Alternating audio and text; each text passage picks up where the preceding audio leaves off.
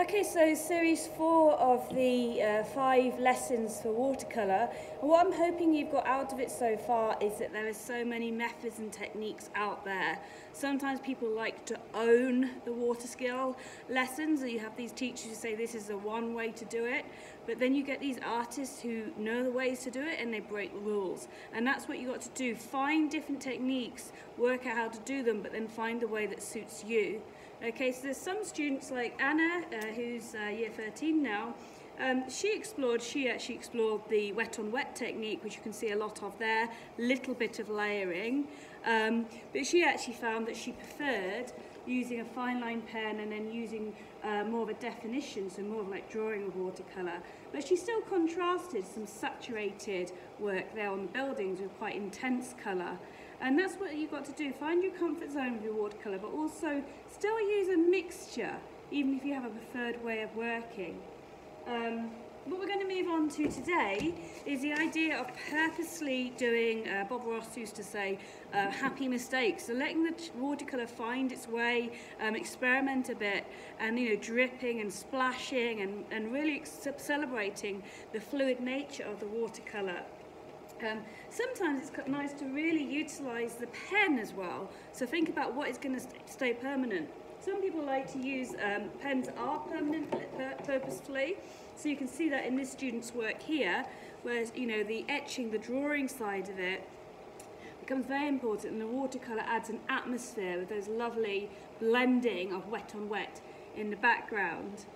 But other artists, like the ones I'm going to talk about in the slides, very purposely capture the intensity and the action through splashing the paint on. And that's what I quickly demonstrate right now.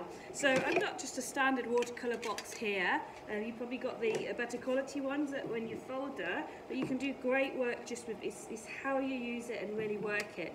First thing I would say with these watercolours and the ones you've got at home is just get the surface ready. It's dry, so just put the water in there, make sure you're mixing the colours you want over here, and for that you need to keep dipping it into the water, keep working at the surface, and getting your paints ready. Try not to use colour. Some of you have been sending work in which looks like maybe you've just used colour from the palette, and I know I said you can mix it on the paper, and that's the beauty of watercolour, but actually getting some unique colours here in the the mixing palette too, so you just haven't got them straight from the box, just gives your work a real unique feel. So get all your paint ready first. Now, if you're going to use the splashing techniques, so say you've done a nice watercolour effect there, an old brush, and actually a toothbrush is perfect, it's kind of shorter and really stibbly. And then just taking it, it's always best to practice first away from your work, so practice on another piece of paper, but then just really load your brush up and just kind of flick it across the surface like that, so you get, and think about what direction, so maybe it's going away from whatever you've drawn, so you don't accidentally cover bits that you want to keep on your picture. But you get a lovely kind of sense of action, and of course if it's not quite the way you want it, you can dab it off. Another technique you can use is to do that and then purposely tip the paper. So let's say we really build the paint up a little bit like this, and then just tip it down and let it drip and knock the paper, and get those effects of the drips going across your paper as well. Again, I've given you some fantastic artists as examples of that in the lesson. Some people like to use a straw and blow it across the paper, so you get these kind of quite direct works on there. So splashing, dripping, having a piece of sponge as well is really useful, because you can, let's say you built up quite intense colour, so you put a background in there and you've got some blending wet on wet, so you've got some different tones, and then you just want to have, maybe it's become a bit kind of murky and dark, and just either putting a piece of water on it like that can separate it out, but then also just dabbing it away with a sponge, so you get those lovely lighter areas and variations of tone.